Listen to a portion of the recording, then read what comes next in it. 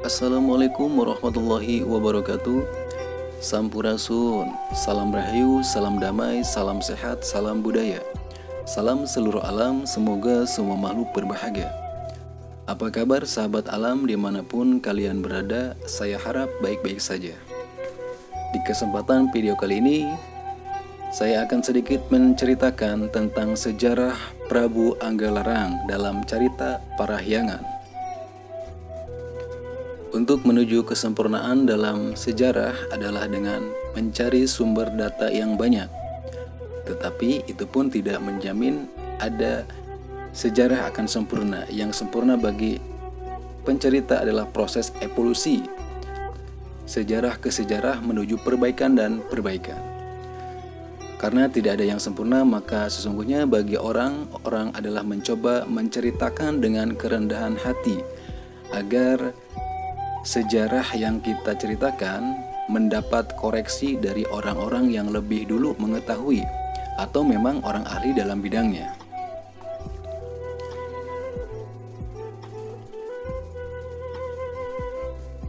Prabu Niskala Wastukancana yang sering digelari Prabu Wangi Sutah. Prabu Anggalarang atau Prabu Niskala Wastukancana merupakan putra dari Prabu Linggabuana yang meninggal di Perang Bubat ketika mengantar putrinya yang bernama Dyah Pitaloka. Prabu Linggabuana karena telah membawa keharuman tanah Sunda, maka ia digelari dengan nama Prabu Wangi. Raja Anggalarang terkenal karena kekuasaannya yang bijaksana dan menjadikan negeri Sunda menjadi negeri yang makmur.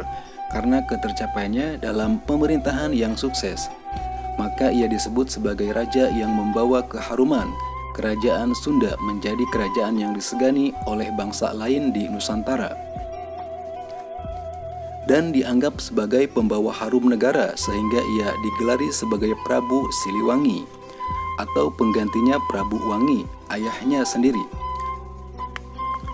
Tetapi karena Prabu Siliwangi sering diidentifikasikan kepada Prabu Jayadewata, maka mengambil istilah naskah Wangsakerta yang menulis bahwa Wastukancana sering disebut dengan nama Prabu Wangi Sutah.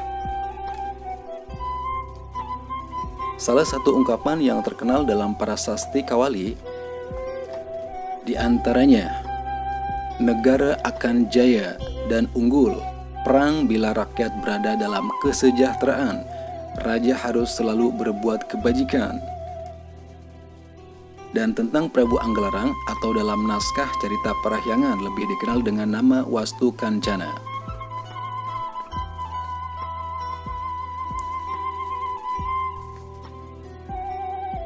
Istana Surawisesa Kawali Sunda, Galuh tahun 1348 Masehi. Sang Akikolot Raja Sunda sangat bahagia sekali atas kelahiran cucu lelakinya yang diberi nama Niskala Wastukancana. Demikian juga sang Pangeran Mahkota, Pangeran Linggabuana yang merasa bahagia yang tiada taranya. Karena setelah anaknya yang kedua dan anak yang ketiganya meninggal, lahir seorang laki-laki yang tampan. Sudah lama sang kakek dan sang ayah mengharapkan kedatangan seorang putra untuk menjadi pewaris tahta penggantinya kelak. Sehingga silsilah keturunan raja-raja Sunda terjaga. Sang Akikolot merupakan nama dalam naskah Carita Parahyangan untuk Maharaja Prabu Raga Mulia Luhur Prabawa, Raja Sunda yang berkuasa 10 tahun dari tahun 1340 sampai 1350 Masehi. Sang Akikolot merupakan putra raja sebelumnya, yaitu Prabu Ajiguna Wisesa. Pangeran Linggabuana merupakan putra pertama dari sang Akikolot atau Prabu Raga Mulia Luhur. Karena itu Linggabuana kemudian diangkat sebagai putra mahkota kerajaan atau pangeran. Bagi sang pangeran anaknya yang pertama yaitu Dyah Pitaloka sudah menginjak umur 9 tahun dan anak yang kedua serta ketiga meninggal ketika masih kecil. Sehingga kelahiran Wastukancana seolah merupakan anugerah yang tiada bandingnya. Sang pangeran sangat bahagia sekali.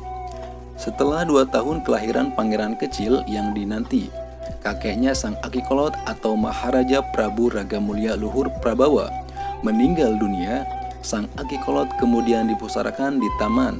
Karena itu ia kemudian terkenal dengan nama Salumah ing Taman. Setelah ayahnya Sang Akikolot meninggal, kemudian Linggabuana naik tahta menjadi Raja Sunda digelar Maharaja Prabu Linggabuana Wisesa dan dinobatkan pada tanggal 14 bagian terang bulan Palguna tahun 1272 Saka atau 22 Februari 1350 Masehi.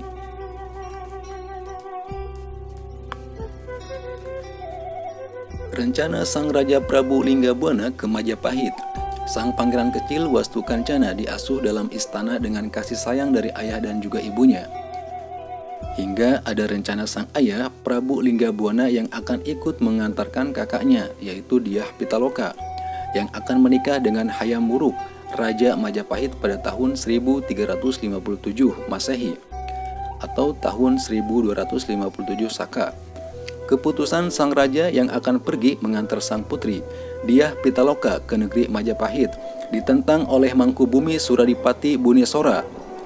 Tetapi sang raja tetap bersikukuh akan keberangkatannya ke Majapahit untuk mengantar sang putri dengan alasan untuk menyambung persaudaraan karena Raja-Raja Majapahit merupakan keturunan dari Raden Wijaya yang berasal dari Sunda.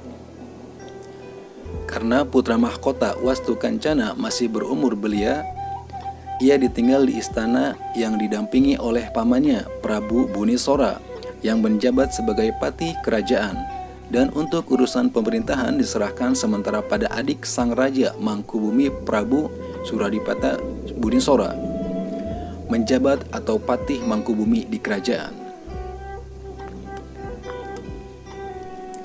Tragedinya Perang Bubat tahun 1357 Masehi, Mangkubumi Suradipati Bunisora merasa khawatir terhadap kepergian sang raja yang akan mengantarkan putrinya ke negara Majapahit. Sang Mangkubumi mengetahui betul perangai Patih Gajah Mada yang tidak bisa dipercaya dan licik, yang selalu mengambil keuntungan dalam setiap kesempatan dikala orang-orang lengah. Maka berangkatlah sang raja bersama rombongan yang diikuti oleh permaisuri dan juga sang pengantin. Kemudian diikuti oleh para menteri yang mengikutinya beserta para istrinya. Kepergian sang raja bersama rombongan menimbulkan rasa haru yang mendalam, baik bagi orang yang mau meninggalkan Kawali dan juga yang ditinggalkan di negerinya. Isak tangis sang putra mahkota seolah tenggelam dalam riuhan yang saling berpamitan satu sama lain. Dan dalam lautan rakyat Sunda yang merasa terharu dan sedih ditinggalkan sang raja yang terkenal sangat bijaksana tersebut. Sudah sekian lama sang raja berangkat, terdengar kabar bahwa sang raja sudah gugur dalam perang di medan Bubat karena pengkhianatan Gajah Mada aji mumpung. Karena itu ia memanfaatkan situasi di mana sang raja Sunda tidak membawa senjata yang lengkap dan pasukan yang sedikit. Tentu hal ini dianggap sebagai suatu pengkhianatan terhadap sikap kesatria. Raja dan para pengiring pengantin tidak merasa takut meskipun mereka hanya membawa peralatan pernikahan. Rombongan sang raja tidak merasa gentar meskipun jumlah pasukannya hanya sedikit, dan juga berada di negeri mereka yang siap dengan pasukan penuh, dengan peralatan yang seadanya, dan juga pasukan yang sedikit. Para pembesar Sunda dengan gagah beraninya melawan pasukan Gajah Mada, yang dilukiskan dalam Kidung Sundayana bahwa ada awalnya Patih Gajah Mada dan pasukannya terdesak, hingga pasukan bantuan datang dari ibu kota Majapahit. Dan Raja Sunda pengikutnya akhirnya gugur juga karena jumlah pasukannya yang tidak seimbang. Dan kabar gugurnya sang raja telah tiba ke sang Mangkubumi, maka sangat marahlah dia. Ia kemudian mengumpulkan seluruh raja-raja bagian dan pasukan dari berbagai negeri Sunda, di samping untuk membahas tragedi sang raja di Majapahit, juga untuk membahas suksesi yang dipercepat. Di samping kemungkinan untuk menyerang wilayah Majapahit, tetapi kemudian datang utusan dari Majapahit yang diwakili oleh utusan dari Bali yang menyampaikan surat dari Prabu Hayam Wuruk yang meminta maaf atas kejadian di Perang Bubat.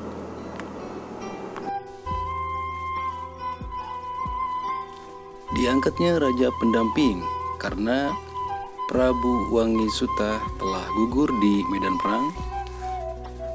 Karena putra mahkota Pangeran Wastukencana masih kecil berusia 9 tahun, dan masih terguncang oleh kematian ayah, ibu, dan juga kakaknya.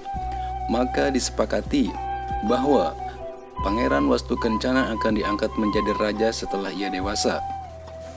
Dan untuk mengisi kekosongan tahta, maka diangkatlah raja pendamping, yaitu pamannya sendiri, Mangkubumi Suradipati, dan bergelar Prabu Bunisora. Peristiwa kematian sang raja dan bangsawan Sunda telah begitu menyedihkan dan menjadi tragedi nasional dari kerajaan Sunda. Dan tidak sedikit dari para raja bagian dan juga kaum bangsawan lainnya yang merasa bahwa mereka harus balas dendam dengan menyerang kerajaan Majapahit. Tetapi hal ini bisa tidak dilakukan karena Raja Hayam Wuruk meminta maaf atas kejadian tersebut dengan mengutus utusan raja dari Bali. Dan supaya tidak terjadi hal serupa, maka kemudian sang raja baru mengumumkan suatu maklumat yang disebut dengan Larangan Istri Tikaluaran, yang melarang seluruh anggota keluarga kerajaan untuk menikah dengan di luar negerinya.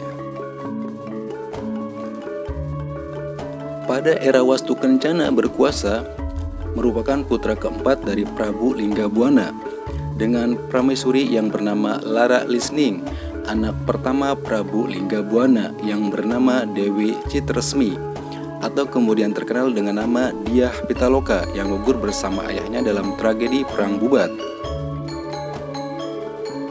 Wastukencana tumbuh di bawah bimbingan ibunya Lara Listing yang tidak ikut ke Majapahit dan juga pamannya Prabu Suradipati Bunisora yang menjadi raja pendamping selama 13 tahun dari tahun 1357 hingga 1371 Masehi. Di bawah bimbingan pamannya, Wastukencana kemudian berkembang menjadi seorang raja yang seimbang kebesaran budi pekertinya, seperti tersebut dalam wasiat yang tertulis pada Parasatinya Kawali. Pada tahun 1357 Masehi, pada usia 23 tahun, Wastukencana kemudian dinobatkan sebagai Raja Sunda dengan gelar Mahaprabu Niskala Wastukencana atau Prabu Resi Buana Tunggal Dewa, karena Prabu Bunisora lebih memilih untuk menjadi seorang pertapa. Sebelum menjadi raja, Wastukencana sering melanglang buana ke Lampung yang waktu itu merupakan wilayah kerajaan Sunda. Sehingga pada usia 20 tahun ia menikah dengan anak penguasa Lampung, yaitu Resi Susuk Lampung, yang bernama Dewi Sarkati dan berdiam di Keraton Pakuan. Dan setelah dinobatkan menjadi raja pada usia 23 tahun, ia juga menikah dengan putri dari Prabu Suradipati Bunisora yang bernama Nyimas Mayangsari yang berdiam di Keraton Surawisasa Kawali. Diceritakan bahwa Prabu Niskala Wastukencana dikaruniai panjang umur selama 127 tahun dan ia sendiri berkuasa hampir 104 tahun dengan kebijaksanaannya. Ia meninggal dan dipusarakan di Nusalaran sehingga ia kemudian dikenal dengan Sang Mokteng Nusalaran dan membagi wilayah Sunda kepada dua orang anaknya, yang satu berkuasa di Sunda sebelah barat Pakuan dan Sunda sebelah timur Galuh.